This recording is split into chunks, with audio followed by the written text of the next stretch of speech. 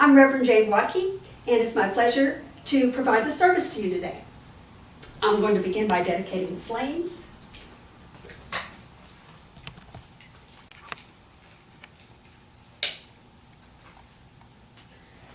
I dedicate this flame to the Father principle, energy of will.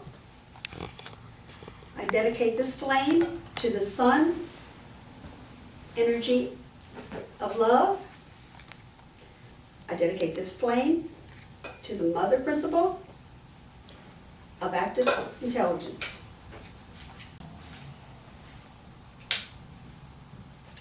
I dedicate this flame to Archangel Michael. I dedicate this flame to Archangel Uriel. I dedicate this flame to the Center of Light in Huntsville. I dedicate this flame to the Center of Light in Australia. I dedicate this flame to the Diamond Platinum Ray. Okay, we have a guest today. Larry Wright has joined us to combine two of his loves, which are God and his guitar. He hasn't been able to entertain a group due to the pandemic for several months. So it's a treat for him and for us to have him here today. Thank you. Would you like to play something for us?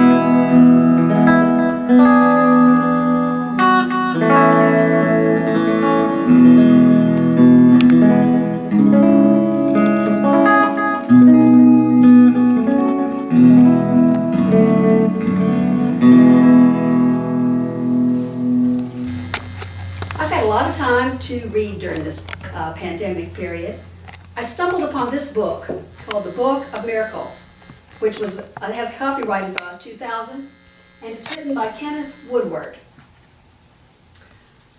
The book describes miracle stories from all the major religions. In this book, I learned of a contemporary saint. I was quite shocked that I had never heard of her. She has been a public figure since at least 1990.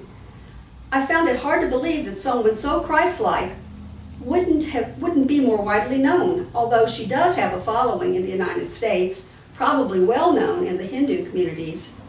Although she has a long Indian name, she is known by a simple name of Amma, which means mother. Amma was born in 1953 to a poor family on an island off of Kerala in southwest India. When she was born, it is said that her skin was a bluish color, the color of Krishna. From her earliest years, she experienced deep trance-like states. She claims that she was fully conscious that she was Krishna. She had no schooling beyond the age of 9. Her mother was abusive to her, and her family sent her to live in a cowshed.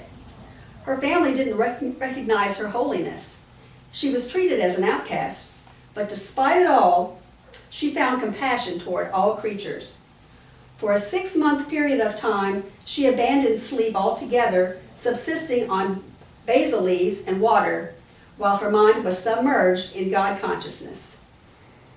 Her biographer claims that she has made the blind see, the deaf hear, cured some that were terminally ill, restored severed limbs, and twice has restored the dead to life. In the Bible, Jesus stated that there will be those among you who will do what I do and more.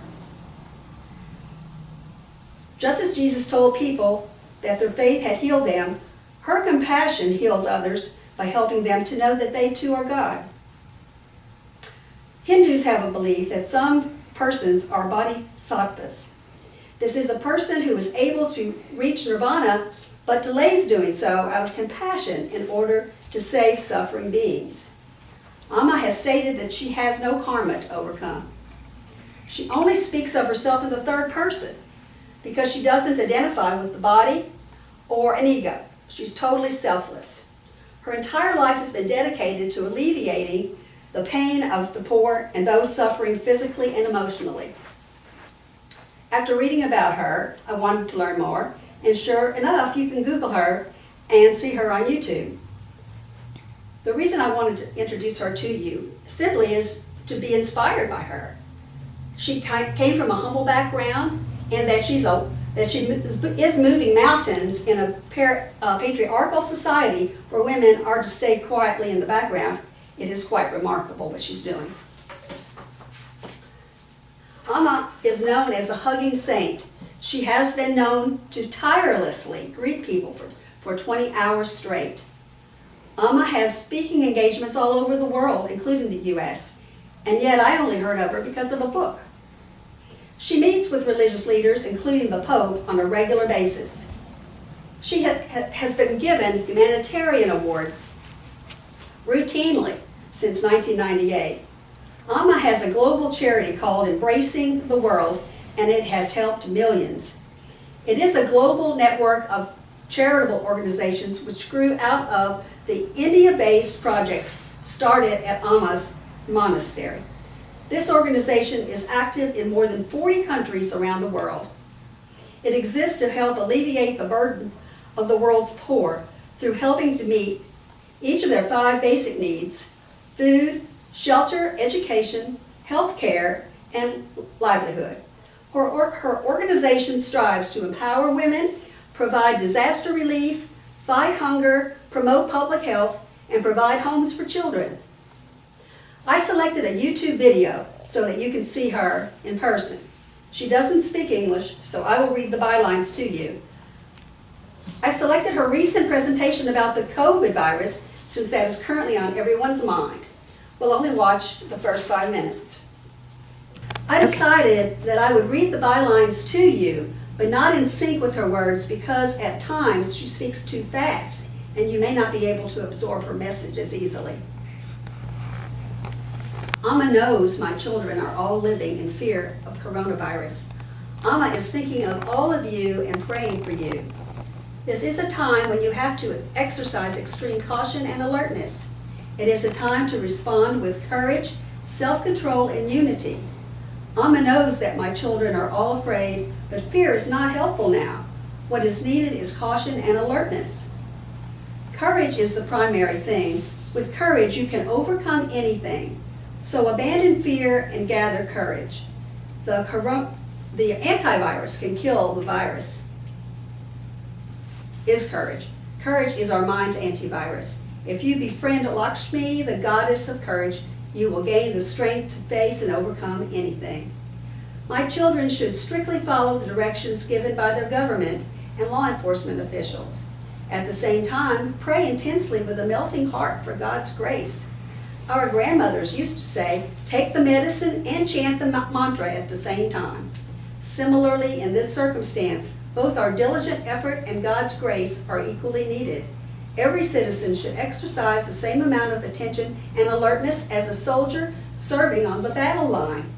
My children, pray for the souls of those who have passed on and for the peace of mind of their families. 3 years ago, Amma felt an impending disaster looming ahead in 2020. 2 years ago, Amma developed the White Flower Meditation for world peace and divine grace to alleviate this. In it, it is said that what is coming cannot be completely averted, and we will have to experience some of its effects. We have been practicing it for the past 2 years, benefiting the world. Children, Amma requests everyone to regularly practice this meditation. Everything exists in the form of waves or vibrations. In the last century, the French designed the Concorde jet that can fly at supersonic speeds. Its sonic boom was so powerful that the shock waves damaged buildings. Similarly, the sound of a song is transmitted in waves or vibrations. Everything exists in the form of waves or vibrations. The type of vibration generated by anger is different from that generated by a mother showing affection for her child, which is again different from that generated by love, and different again from that generated by lust. With the vibration of our prayer, along with our diligent effort, it may be possible to resist the virus. Prayer with deep intention does have an effect. There is a rhythm to everything in creation, an undeniable relationship between the entire universe and every living creature within it. The universe is like a vast, interconnected network. Imagine 4 people holding the 4 corners of a net. If it is shaken in one place, the vibration is felt throughout. Similarly, whether we are aware of it or not, all of our actions reverberate throughout creation. whether performed as an individual or as a group. That is why Amma repeatedly says we are not individual islands, but links of a common chain. Therefore, don't wait for others to change before you do. You can create change on the outside by changing yourself inside, even if others do not. Suppose a person living on the 10th floor of a building sees the ground floor on fire and hears a person staying there calling to him for help. If he says, "It's the ground floor that's on fire, it's your problem. Why should I worry about it?" It would be complete foolishness. The fire on the ground floor will soon rise upwards. In a similar way, someone else's problem today will become our problem tomorrow. Similarly, when the virus first surfaced in China, all of us thought it was China's problem, not ours. Eventually, didn't it turn out to be our problem? I wanted you to hear her message of how we are united and that we are not helpless in overcoming any problem. With courage and with prayer, we can heal. Now Larry is going to play Love Lifted Me.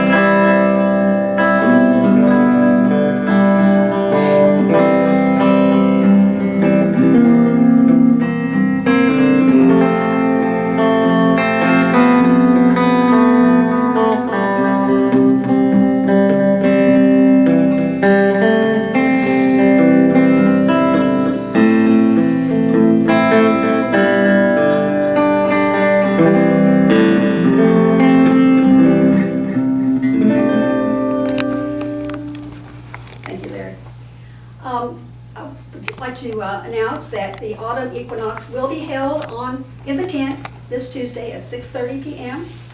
Also, the Center of Light continues to need ties, so please remember us.